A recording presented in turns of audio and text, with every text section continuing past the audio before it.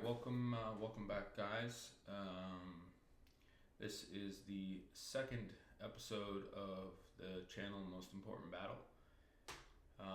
And I just wanted to first and foremost thank the couple of comments that I got on the first introductory video.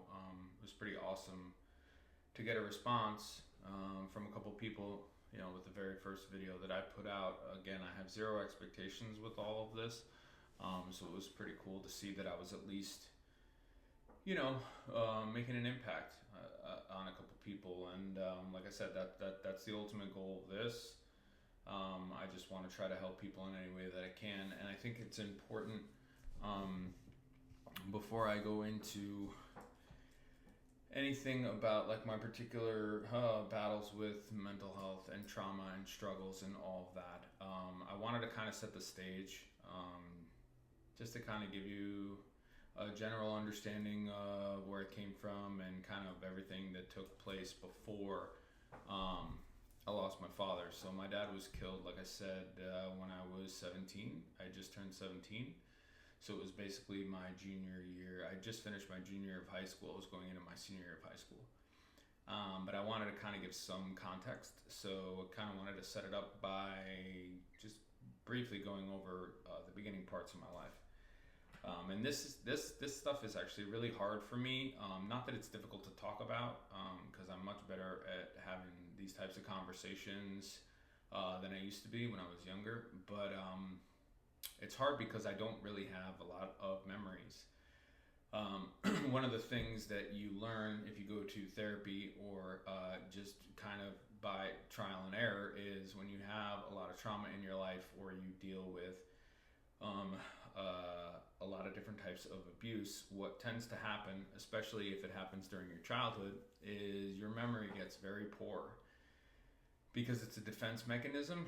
It's a way that your body protects itself to survive. So in order for you to exist and to continue on your day-to-day, it compartmentalizes a lot of things. Some of those things could be good memories. Most of them are bad memories, but it's doing it to defend you, because the human species, our only objective is to survive, right?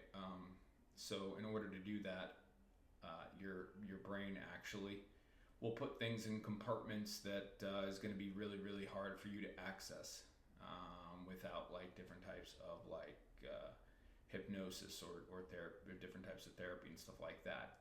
Everything's still in there, but gaining access to it is extremely difficult. So when I talk about memories and things that happened in my past, for me, my past is pretty much just like if you've ever studied for a test and you've done like index cards where you basically just see an image of something and it causes you to think about a specific memory. That's kind of how my memory works. I don't have long, drawn-out, detailed memories of pretty much anything that's happened in my life. I have basically an image, and I can go back to that image and kind of give you a very brief explanation as to what that image is and why it's there. But as far as following like some sort of detailed like chronological timeline of my life, it's impossible, because I can't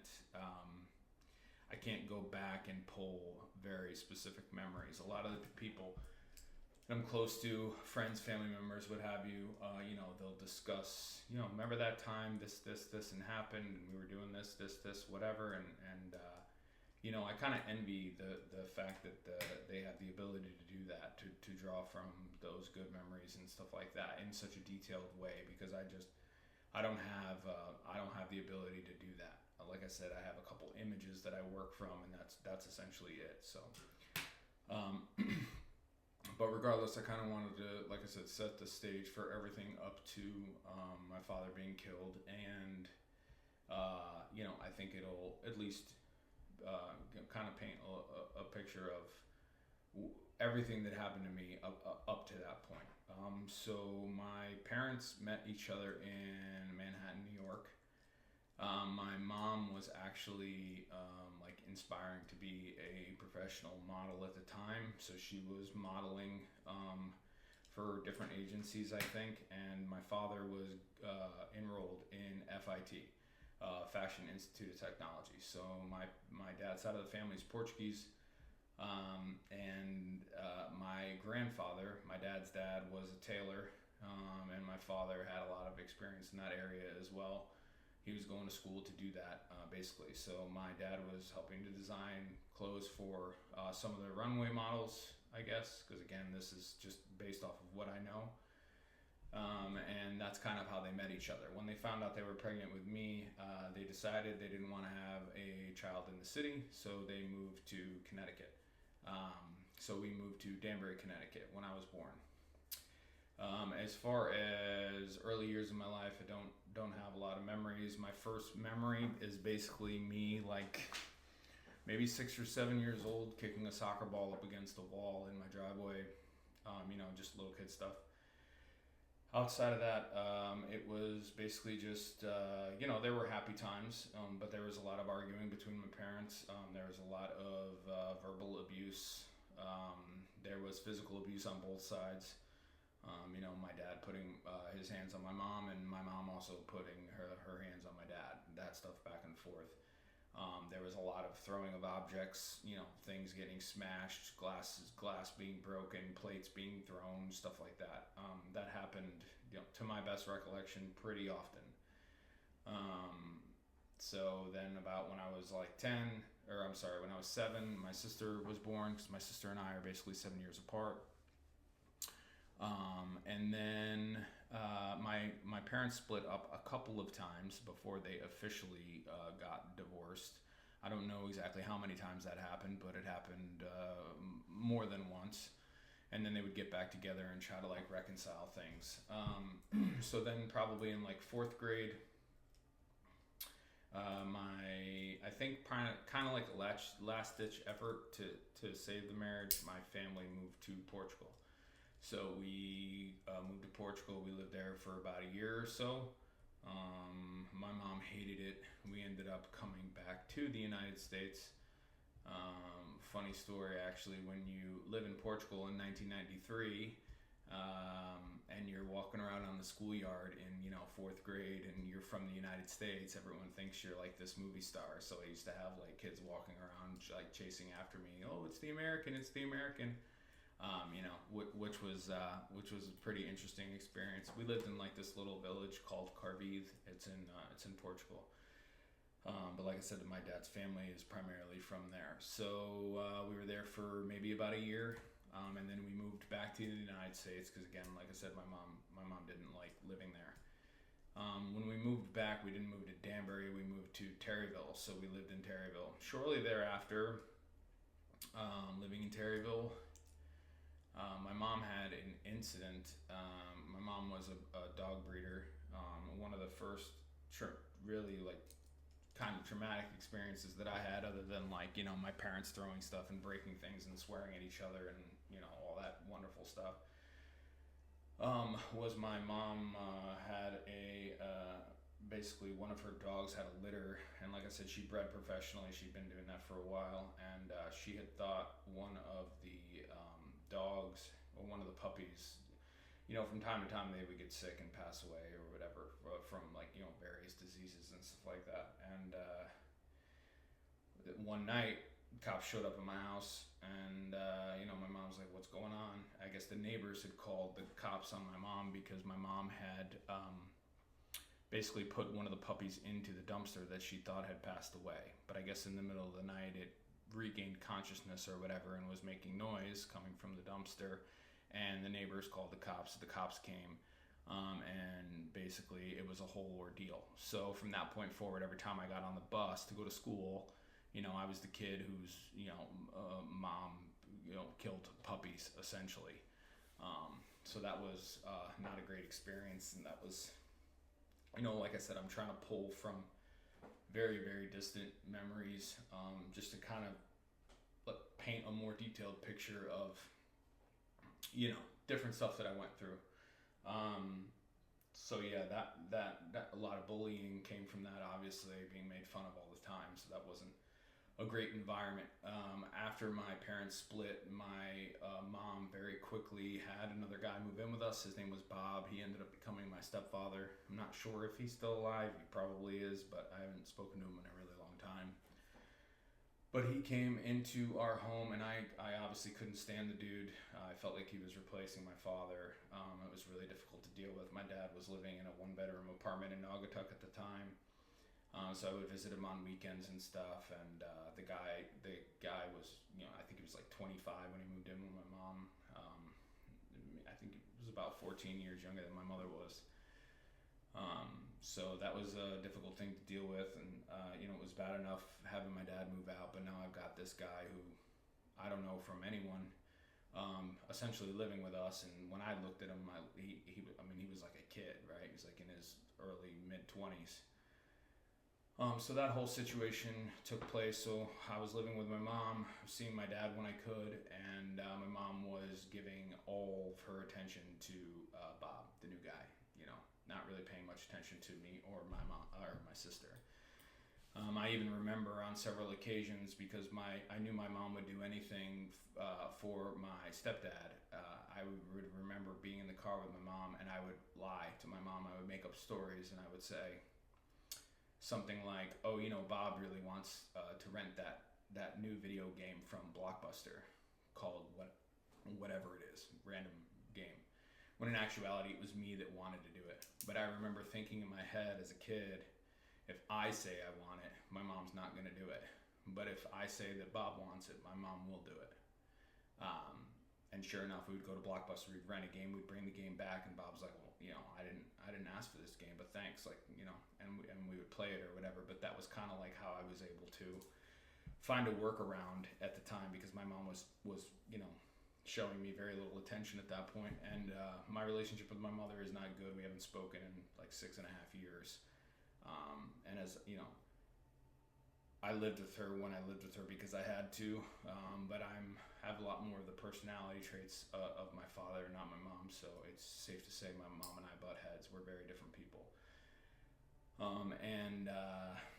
As far as, I'm pretty, I think my mom loves me. I'm pretty certain she does, but my mom loves in very weird ways.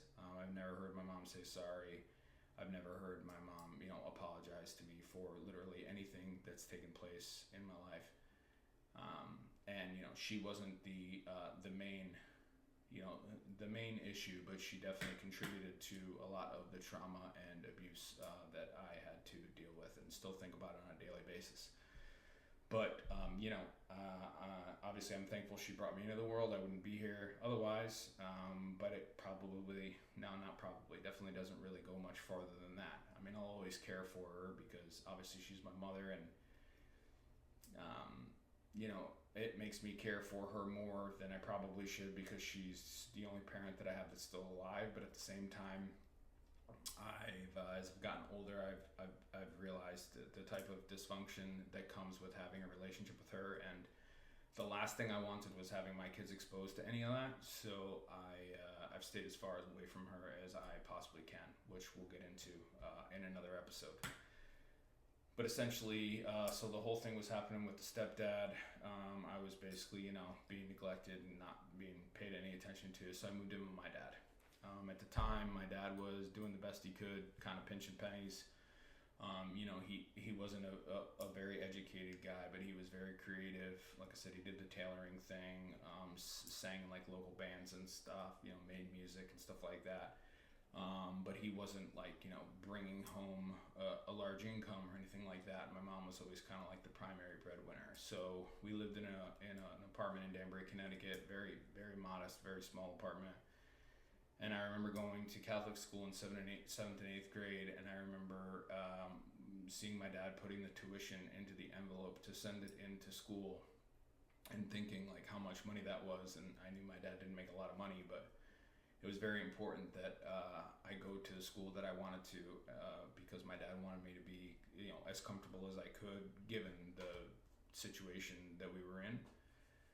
So I remember him kind of doing everything that he could to get me to that point, which is something that I'll never forget. Another really cool story is when he was living in the apartment in Naugatuck by himself. I remember remember I went there one weekend and he was like, what do you want to do this weekend? And I was like, I really wanted to see if we could hang out with my buddy Brian. And I remember it being like this insane snowstorm. Like it was snowing so bad. I don't know how much snow it was, but it was a lot. And my dad was just like, living in Naugatuck, it was probably about 30-minute normal drive to go pick my buddy Brian up. And he's like, well, let's just go get him. And I was like, Dad, it's a blizzard outside. And he's like, doesn't matter, put your clothes on, let's go. If that's what you want to do, let's do it. So that was the type of person my dad was. So we basically drove through this giant, blizzard snowstorm, picked up my buddy, drove him all the way back to my dad's house, and then him and I just basically played video games all night, and then we drove him home like the next day. So my dad, from a financial perspective, wasn't necessarily like, the go-to person, if you will, but he excelled in a lot of other areas, and he did some of the things he did are regardless of how little they may have been at the time, they're things that I still hold on to this day. So then let's see, I finished up 8th grade. My dad got involved with a woman, and he had a girlfriend at the time. She was like 20 years younger than him. So now my mom and dad are both in different relationships with different people that are way younger than they are. She moves in, and I think that was part of the reason why I ended up leaving my dad's house for a brief period of time, going back to my mom's house, because I was just a confused kid, and now there's a woman living with me and my dad, and had already been in that situation with my mom, and now I'm dealing with it with him, and no fault to him. It's human nature. He's showing a lot of attention to her, not really paying much attention to me, and that whole situation really hurt after going through it already with my mom. So I thought it was a good idea to go back and live with my mom, because what other options did I have, right? So I did that, realized that was a huge mistake, and ended up only staying with my mom for a brief period of time. So I started my freshman year of high school in Terryville, Connecticut, and then my mom we moved to Newtown, Connecticut, Sandy Hook, Connecticut, that area. I went to started off in Terryville High my freshman year, then I went to Newtown High my freshman year, and then once I realized there was just no way I was going to be able to live with my mom, and my stepdad moved out and moved back in with my dad. And then I basically stayed with my dad through 10th and 11th grade, and then the summer of my junior year of high school, going into my senior year of high school, is when my dad was murdered. So that at least gives you kind of like a little bit of a timeline to get up to that point. And what I'm going to do is I'm going to take my story kind of in chunks. We're going to do what we just did, everything before that. Then I'm going to make an episode where I'm going to talk in as good a detail as I can about everything that transpired with his murder and dealing with that. I'm going to probably make an episode about a year after my dad was killed. My brother died of a disease, rare blood disease, when he was maybe like 2.5. Half brother. My mom got remarried and had a couple kids with Bob. My dad wasn't alive at that point, so he didn't have any kids with his second wife. But so we'll talk about that, and then gonna make a couple different episodes talking about my response to those different things, what happened, what took place, how I turned to different ways to try to cope with that, whether it be video games or alcohol, or making bad life decisions, and kind of just going through that, getting me up to this point in my life. Now I'm 41, so that's kind of the goal. So I don't know how many episodes that's going to take, maybe 4 or 5, but I'm just going to kind of go through my history briefly, just to try to get it as close to buttoned up as possible, so anybody that does listen to this has a decent idea of where I came from, and what took place. And then from there, we'll expand on the channel, talking about just mental health in general, struggles with it, trauma, stuff like that. Some educational stuff that I've learned through all of it. Some things that I learned the hard way, some mistakes that I made, so hopefully other people don't make the same ones. And ultimately, that's my goal with all this. So, that's all I really want to do for this one. I'm going to try to make a video maybe like once a week, and respond to whatever comments I do get and stuff like that. I don't have a huge social media presence. I don't use social media at all. So growing the channel is just gonna have to happen organically. Like I said, I'm not in it for any type of monetary advantage or anything like that. I just want to put the information out there, give everybody a good understanding of me, where I came from, what happened to me, tell my story, and then expand on that with, like I said, different strategies that I use to kind of get to where I am, things that I still need to work on, and hopefully it can shine some light on, a very complex thing in most people's lives, which is, mental health and the struggles that we have against ourselves, and, self-limiting beliefs, and, putting imaginary walls in place so that we can't progress and grow, and breaking those down, or trying our best to. So that's basically where I'm going with this. So we're at about 21 minutes already. Didn't want to make this one too long, because again, this was just kind of like a summary of everything before the incident. But that's basically where I'm at. So yeah, just remember, guys, like I said in the first one, the only thing that's keeping you from doing what you want to do is most likely you. And whether it's a voice, or a fear, or something that is clogging your thoughts, or preventing you from taking action, or giving you reasons why you shouldn't, or anything, just understand that all that is being manifested by you and your mind. What other people say doesn't matter. Like I said, I'm doing this, I'm completely vulnerable, I'm opening myself up to criticism from anyone, and I don't care, because life is really short, and I've lived a pretty crazy life, and I'm to the point now where I have a great appreciation, or at least I try to have a great appreciation of life and the things I've been through, and how I came out on the other end.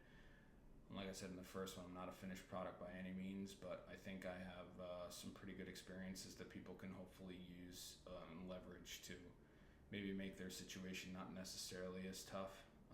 And I didn't have anybody help me through it, which I guess is a testament to me, but I don't want anybody to ever have to be in that position, to have to figure things out on their own, because it sucks, and it's a lot harder to do it on their own, to do it on your own, than it could be with the type of resources that people have at their disposal now. When I was going through all my stuff, there were no smartphones, there was no social media, there was barely internet. So you didn't have people reaching out to you to try to provide some sort of assistance. You didn't have, you had books to read and stuff, but, a lot of information now. We're in a position as a society where we have access to whatever we want, whenever we want it. And it has disadvantages for sure, but it has a lot of advantages, and those are advantages that I didn't have when I was a kid. So I had to learn a lot of the things by, beating my head up against the wall, and eventually waking up and figuring out that what I was doing was not, the constructive way to go about it. So, but yeah, that's basically it. So yeah, just want to get a little bit more content out there for you guys, and have something else that you guys could listen to. Again, thank you so much for the comments. The 2 comments that I received, that speaks volumes to me. That one of those is all I needed to make another video. 2 of them was even better, and I'm to the point now, like I said, in my life, where I don't care what people think. I don't care if anybody watches this. If they do, though, I think that there's definitely going to be value in it for anybody that is able to sit through it. It might not be the most interesting thing in the world to listen to somebody talk about their life and how difficult it was, or whatever. But like I said, I'm not doing this to put myself out there on some sort of platform to get attention, or to have anybody feel bad for me, because I did enough of that on my own, feeling bad for myself. So I'm finally at the point where I'm ready to be vulnerable, I'm ready to be uncomfortable, and I I don't care what anybody thinks about that, because at the end of the day, like I said, life is short, and I've got 2 kids. I want my kids to understand very clearly to not be afraid of anything in life, to take chances, to take risks, and always tell the truth, and we'll figure it out. Rather than live in this isolated mental prison. Shut off from everything that you aspire to be, everything that you could be, just because of what you think you are or what other people are telling you that you are. It's nobody else's decision for you to decide what you want to do with your life, and once you get that other voice in your head that's telling you that you can't do it or you're not capable of doing it, once you turn that off, life gets pretty awesome. And I want everyone to have the opportunity to experience that. I think everybody deserves that type of experience. So if I can help provide that, that's what I'm here to do. But all right, man, signing off. Hope you guys enjoy the rest of your day. We'll talk again soon, and take care.